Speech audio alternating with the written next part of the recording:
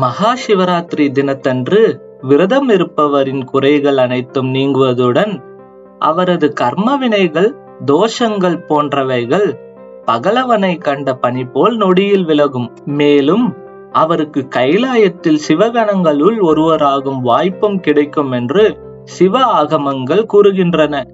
இந்நிலையில் இன்று மகா சிவராத்திரி தினத்தன்று 4 கால பூஜைகள் எவ்வாறு நடத்த வேண்டும் என்று அந்த பூஜைகளை தரிசிப்பதால் கிடைக்கும் பலன்களையும் அறிந்திடலாம் வாருங்கள். சிவபெருமானுக்கு உகந்த திதியாக தேய்பிறை சதுர்த்தி தினம் கருதப்படுகிறது.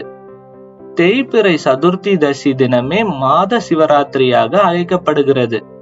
அவ்வாறு மாதந்தோறும் வருகிற தினங்களில் மாசி மாத தேய்பிறையில் வருகிற சதுர்தசி தினமே மகா சிவராத்திரி தினம் என்று கூறப்படுகிறது.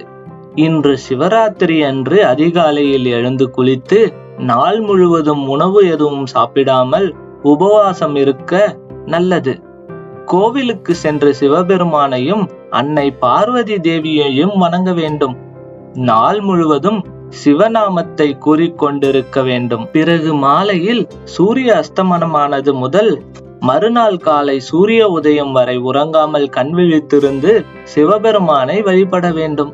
மேலும் கோவிலில் சிவபெருமானுக்கு இரவு 9 மணிக்குள் தொடங்கி நடைபெறும் 4 கால பூஜையை இரவு முழுவதும் கண்விழித்து தரிசிக்க வேண்டும்.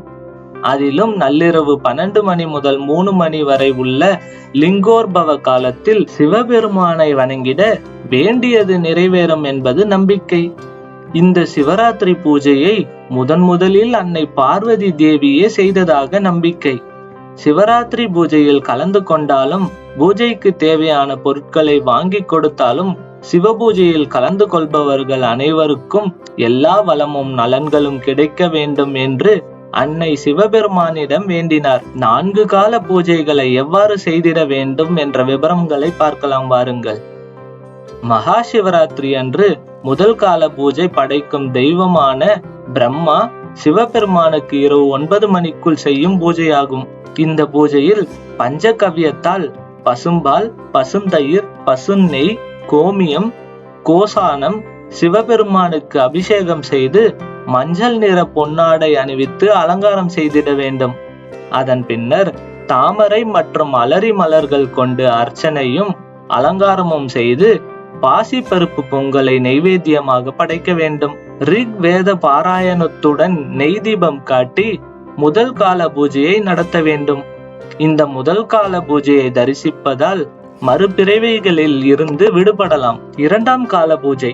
மகா சிவராத்திரி அன்று 2வது கால பூஜை காக்கும் தெய்வமான விஷ்ணு சிவபெருமானுக்கு இரவு 12 மணிக்குள் செய்யும் பூஜையாகும்.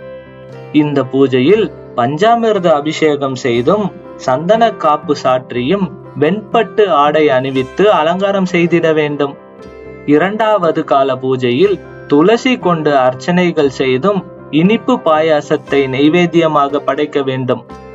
யஜுர்வேத பாராயணத்துடன் நல்லெண்ணெய் தீபம் ஏற்றி 2வது கால பூஜையை நடத்த வேண்டும்.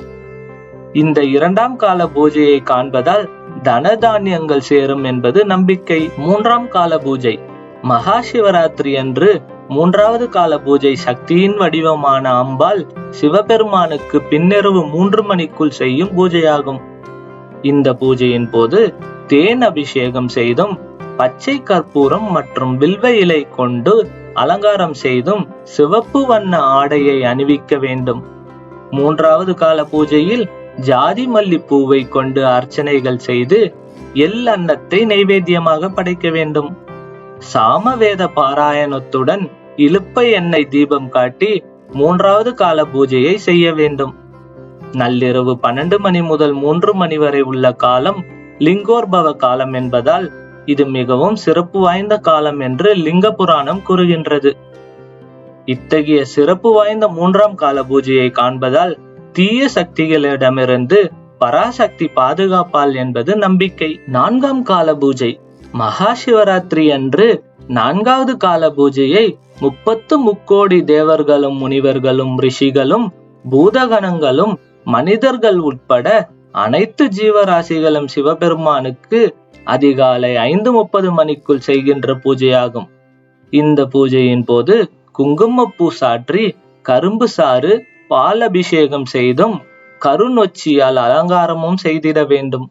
4ஆம் கால பூஜையில் நந்தியாவட்ட பூவால் அர்ச்சனை செய்து சுத்தான்னம் என்ற அன்னத்தை நெய்வேத்தியமாக படைக்க வேண்டும்.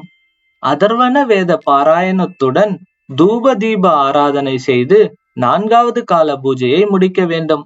மிக உயர்வான இந்த 4ஆம் கால பூஜையை காண்பதால் அனைத்து செல்வங்களையும் வாழ்வில் மகிழ்ச்சியையும் பெற்றிடலாம். சிவராத்திரி பூஜையை எப்படி செய்ய வேண்டும் என்று முழுமையாக நீங்கள் தெரிந்து கொண்டீர்கள். இந்த வீடியோவை உங்கள் உறவினர்களுக்கும் நண்பர்களுக்கும் மேலும் ஆன்மீக பெரியோர்களுக்கும் ஷேர் செய்து பார்க்க செய்யுங்கள். நன்றி, வணக்கம்.